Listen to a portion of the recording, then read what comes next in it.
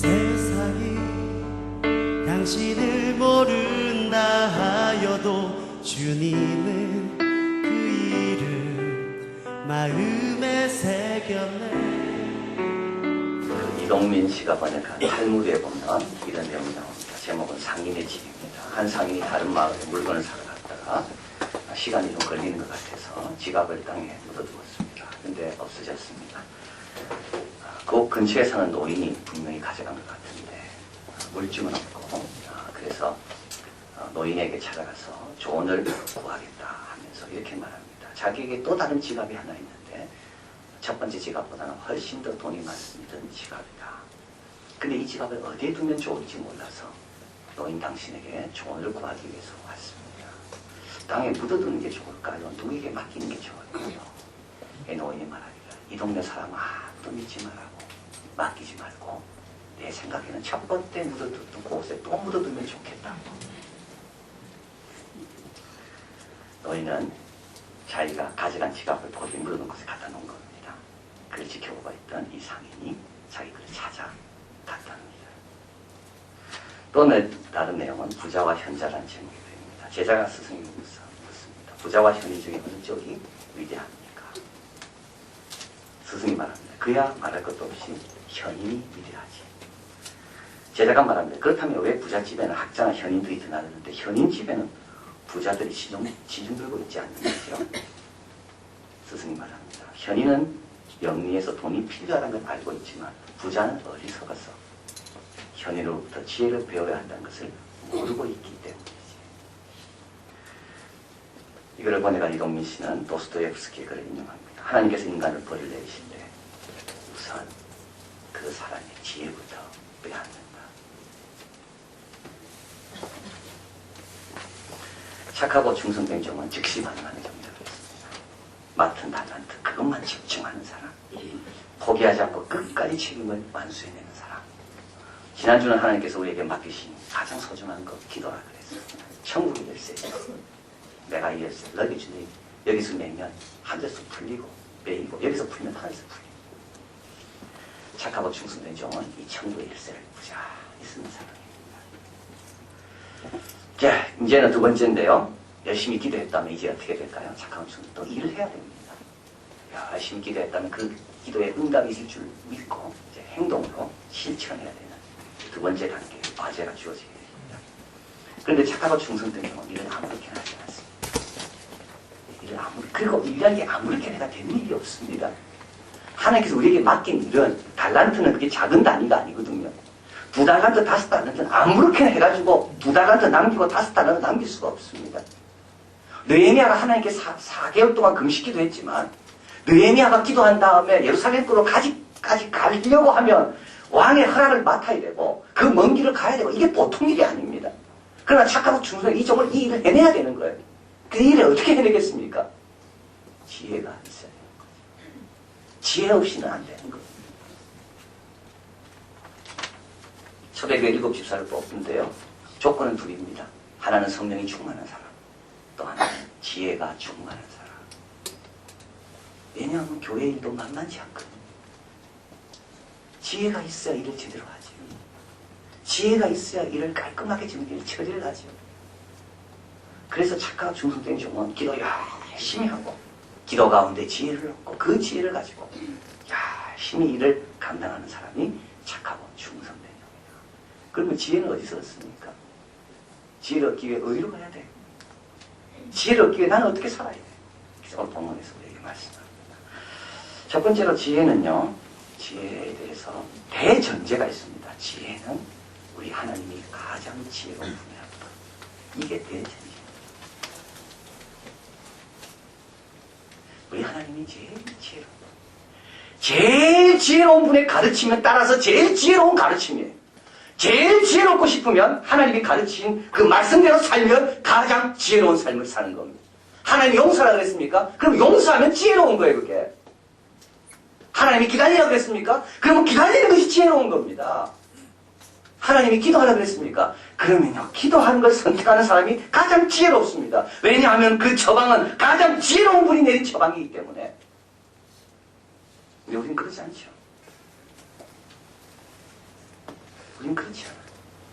잠언 3장에 맞습니다. 말씀은 스스로 지혜롭다 여기지 마라. 우리는 스스로 지혜롭다고 여겨요. 내가 하나님보다 더 지혜롭다고 여겨요. 그리고 더 중요한 건 하나님을 압니다. 내가 하나님 시킨 대로 하면 틀림없이 난 더 피곤해질 거야. 하나님 시킨 대로 하면 나는 틀림없이 더 불행해질 거야. 그래서 안 합니다. 하나님 시킨 대로 안 합니다. 오늘 본문에 보면 느헤미야가 얼굴에 수색이 가득했습니다.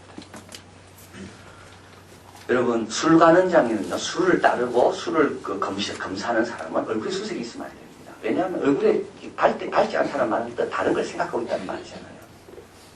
그러니까 누군가 지금 음모를 꾸미고 있는지도 모릅니다. 그래서 항상 얼굴이 어두운 사람은 조사 대상입니다. 이 사람이 지금 뭘 생각하고 있는지. 그래서 그 사람한테 술 맡겼다면 큰일 납니다. 그래서 세상 지혜로는요, 느헤미야는 금식하면 안 됩니다. 예루살렘이 회파됐다 할지라도 느헤미야는 기도하면 안 돼요. 왜냐하면 얼굴이 지금 바뀌니까. 얼굴이 수척해지니까. 근데 느헤미야는 기도합니다. 근데 결국 그 얼굴의 수색 때문에 왕의 호의를 받게 돼요. 얼굴의 수색 때문에 느헤미야는 예루살렘으로 가게 되는 겁니다. 세상 사람들 말 듣지 마십시오. 하나님 시키는 게 우선적입니다. 하나님 말씀한 대로 따르는 것이 제일 지혜롭습니다. 욥은 이렇게 말합니다. 은은 나는 광이 있고 연단하는 금은 나는 곳이 있으며 철은 흙에서 취하고 동은 들에서 독이 얻느니라. 그러나 지혜는 어디서 얻으며 명철은 어느 곳에 있는가. 그 값을 사람이 알지 못하나니 사람 사는 땅에서 찾을 수가 없구나. 깊은 물이 이르기를 내 속에 있지 아니하며 바닥에 이르기를 나와 함께 있지 아니하다 하느니라. 정금으로도 바꿀 수 없고 은을 달아 그 값을 당치 못하나니 황금이나 유리라도 비교할 수 없으며 정금으로도 바꿀 수 없나니 그런즉 지혜는 어디서 오며 명철의 곳은 어디인고. 하나님이 그 일을 깨달으시며 있는 곳을 아시나니 사람의 이르기를 주를 경외함이 곧 지혜요 악을 떠나니 명철이다 하셨느니라. 지혜 찾으러 어디 가면 돼요? 하나님 경외. 하나님 주신 말씀으로 오면 그게 가장 지혜로운 겁니다. 아담과 이브가 왜 넘어졌습니까? 하나님께서 선악과 따먹지 마라 그랬잖아요. 근데 선악과를 보니까 먹음직하고 지혜롭게 할 만큼 탐스럽기도 합니다. 그래서 그걸 생각했습니다. 야, 하나님 그래서 따먹지 말라 그랬구나. 이거 먹으면 우리가 하나님처럼 된다면 하나님 알아서 따먹지 말라 그랬구나. 이거 따먹으면 우리가 맛 좋아지고 우리가 더 행복해질 거 하나님 우리 싫어하기 때문에 그래서 따먹지 말라 그랬구나. 따먹자. 그래서 얘 농사 좋게 났습니다. 지혜를 어디서 찾습니까? 내 안에서 찾습니까? 사람들에게 찾습니까? 희곡 파랑새로 노벨 문학상을 받은 모리스 메테를링크 프랑스 사람. 벌이란 책에서 이렇게 말합니다. 벌은 나비처럼 살지 않는다. 배고픔이 그네들을 다그치는 것이 아니다. 단순히 먹고 살기 위해서 하면 벌은 두 서너 송이 꽃만 있으면 충분하다. 하지만 그네들 여기서는 암벌입니다. 암벌. 일벌을 가리키는 거죠. 숫벌은 일 안 합니다. 암벌이 일하고 여왕벌을 위해서 일하는 것은 암벌입니다. 일벌. 달콤함을 맛본 적이 없는 보물들을 추적하기 위해 매 시간마다 200, 300송이나 되는 꽃을 치러다닙니다. 여왕벌을 먹기 위해서. 여왕벌을 보호하기 위해서. 일벌들은 그 기능과 역할이 세 분대가 나누고 있는데 유충과 번데기를 돌보는 유모, 여왕벌에게 필요한 것을 공급해주는 시녀, 날개로 바람을 일으켜 벌집의 온도를 조절하고 꿀의 증발을 촉기시키는 송풍가, 밀랍을 만드는 밀랍공, 대열을 지어 벌집 틀을 만드는 조각가, 청소부, 시청, 운반꾼, 파수꾼. 벌집을 열어보면 놀랄 것밖에 없다는 겁니다. 알을 낳는 여왕벌을 지키기 위해 그 정성은 이름 말할 수가 없는데 벌집이 추락하거나 인간에게 파괴되면 거의 여왕벌은 다 살아남는답니다. 주위에 있는 모든 일벌들은 다 죽어. 마지막 남은 꿀 한 방울까지도 여왕벌을 먹이면서 죽어가는 겁니다. 이 작가는 이렇게 말합니다. 우리는 대우주의 요구를 이토록 일치하는 이상, 이토록 확고한 이상, 이토록 엄격하고 명백한 이삭을 만나본 적이 있는가? 이토록 합리적이고 성실하고 적극적이고 조신한 공화국이요. 더 없는 꿈의 희생을 치는 기묘한 작은 공화국이요. 도대체 누가 우리에게 알려줄 텐가? 그대들은 이미 해결했으니 우리는 이제부터 해결해야 될 그 문제를. 그대들은 이미 획득했으나 우리는 아직 얻지 못한 이 확신을. 근데 이게 꿀벌이 똑똑해서 그렇나요? 하나님이 창조하신 질서대로 사니까 그렇게 된 겁니다. 하나님이 정해놓으신 그 법칙대로 사니까 벌칙을 열어보니까 감탄할 수밖에 없는 겁니다. 이 지혜는 어디서 온 겁니까?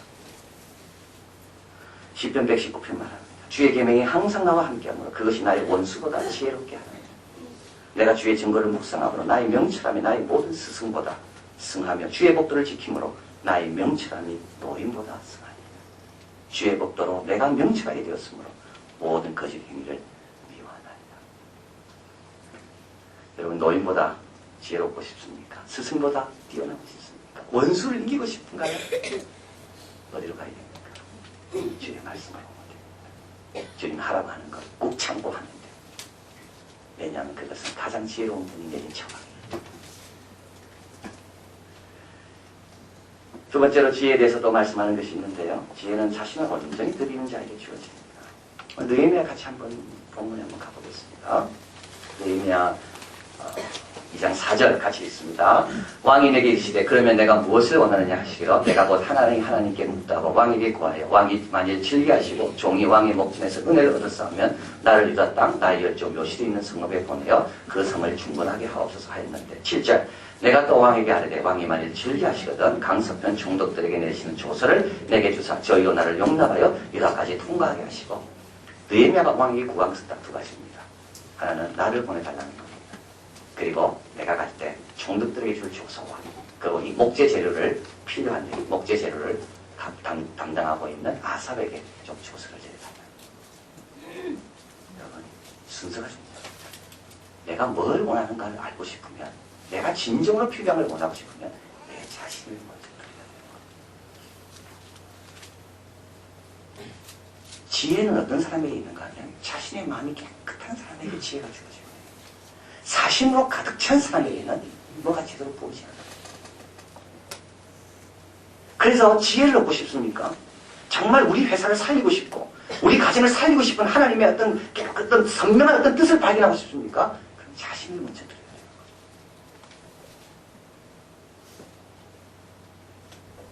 요령과 지혜가 다른 게 거기 있습니다. 여러분, 요령 피우는 사람은요 자기만 생각합니다. 그런 사람들은 어디 가도 인정 못 받아요. 왜냐하면 자기 이기주의자니까. 근데 지혜로운 사람은 요령하고 다릅니다. 지혜로운 사람은요 하나님과 사람 앞에 사랑받게 됩니다. 이게 지혜의 열매고 지혜의 가치입니다. 그런데 그런 지혜는 누구에게 주어지는가 하면 자기의 마음을 온전히 드리는 헌신하는 사람에게 주어진다.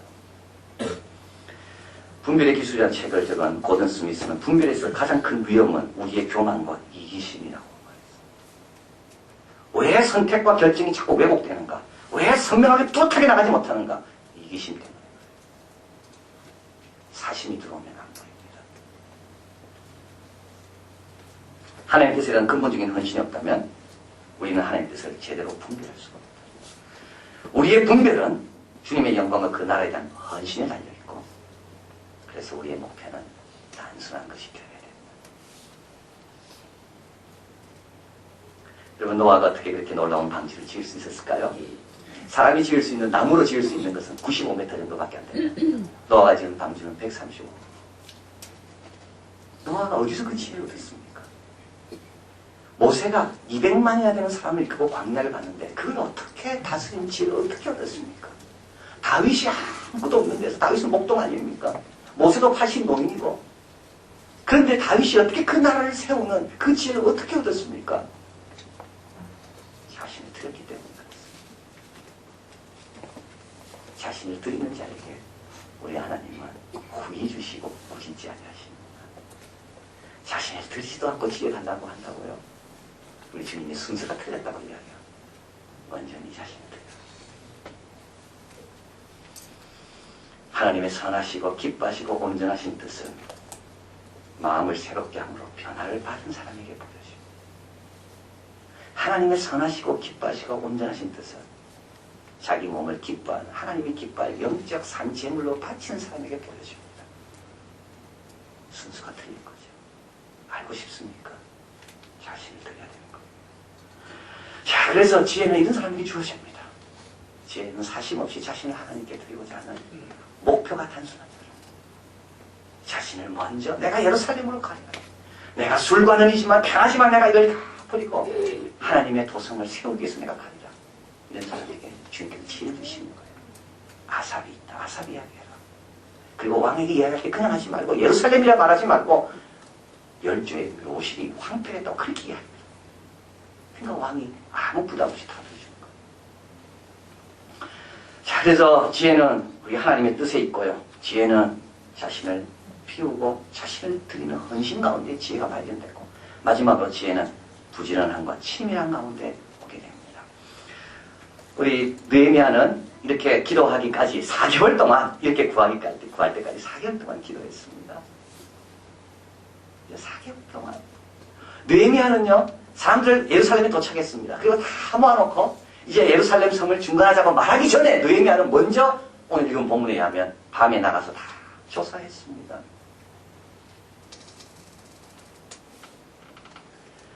값진 진주를 발견하는 사람이 있는데 누굽니까? 좋은 진주를 구하는 사람입니다. 문이 열려지는 사람이 있습니다. 누굽니까? 문을 향해 두드리는 사람.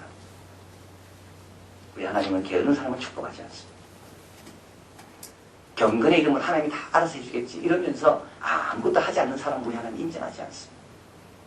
하나님이 일이기 때문에 더 열심히 일하는 거죠. 그 가운데 하나님의 지혜를 얻는 겁니다.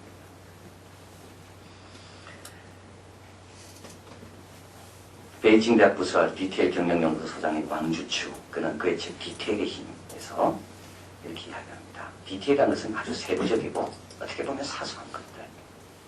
예를 들면 인터뷰를 할 때 누구를 모실 건가 뿐만 아니라 인터뷰할 때 마이크는 제대로 켜져 있는가. 그게 디테일이에요. 좋은 분 아무리 모셔놔도요, 마이크를 꺼놓고 인터뷰하면 아무 소용없는 거예요. 그게 디테일인 거예요. 그래서 우리는 사소한 것은 아무것도 아닌 것으로 생각하지만 실제로 사소한 것이 너무 중요한 데가 많이 있다는 거예요. 근데 이 책에서 이렇게 말합니다. 오늘날 우리는 자신감이 도를 넘어 세상의 모든 것을 가볍게 보는 경향이 있다. 자신에게 주어진 모든 일을 성공적으로 해내는 것이 얼마나 어려운지를 알지 못해요. 그래서 대강이다. 그러나 지금까지는 그렇게 일도 됐답니다. 왜냐하면 다른 경쟁업체도 그렇게 일했으니까. 그러나 이제 다른 경쟁업체들이 그런 생각을 접고 디테일한 데 신경 쓰기 시작하면 과거 방식은 통하지 않는다. 유능한 사원과 무능한 사원, 초인류 기업과 아닌 기업, 선진국과 후진국, 그 차이는 어디서 오는가? 디테일이에요. 왜냐하면 디테일은 태도를 말하는 것이기 때문에.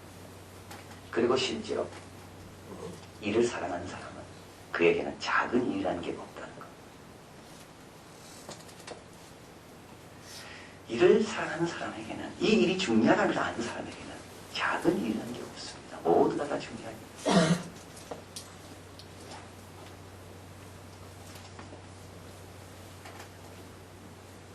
느헤미야는 손에 다 가지고 있습니다.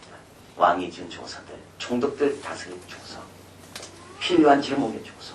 그래서 아삽이 목재를 공급하는. 그럼에도 불구하고 느헤미야는 게으르지 않습니다. 다 갖고 있어도 느헤미야는 방심하지 않습니다. 왜냐하면 오늘 본문에 나와 있잖아요. 10절에 호론 사람 산발락, 종되었던 암몬 사람 도비야, 이스라엘 자손이 흥황케 하는 사람이 왔다함을 듣고 심히 근심합니다. 이런 사람이 또 있는 겁니다. 또 처리해야 돼요. 또 새로운 문제가 나타나요.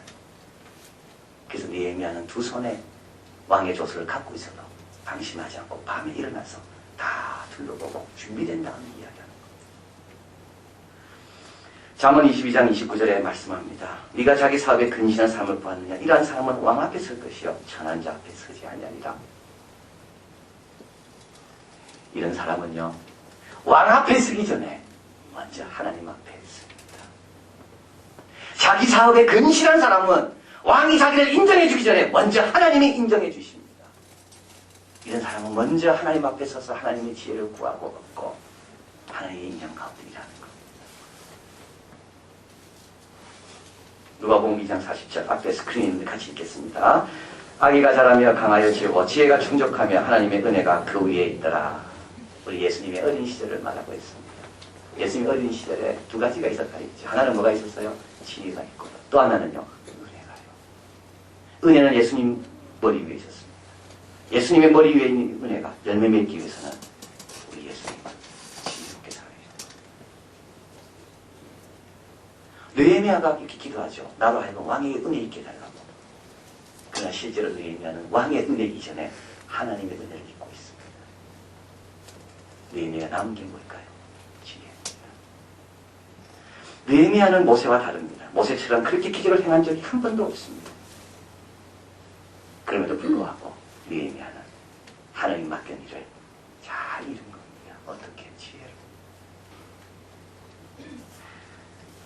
그 지혜를 얻기 위해서 하나님 말씀대로 열심히 기도했고, 그 지혜를 얻기 위해서 자신을 문제드렸고, 그 지혜를 얻기 위해서 세심하고 조심하고 방심하지 않고 끝까지 참고하고.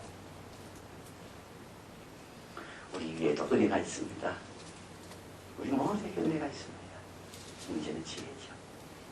그 지혜를 얻기 위해 여러분 이제 어디로 가야 됩니까? 주님 말씀하고 가십시오. 자신을 먼저 들으십시오. 그리고 세심한 것까지 신경 쓰십시오. 그러면 어떤 어려운 일도 능히 감당하는 귀한 종이 될 줄 믿습니다. 기도하겠습니다.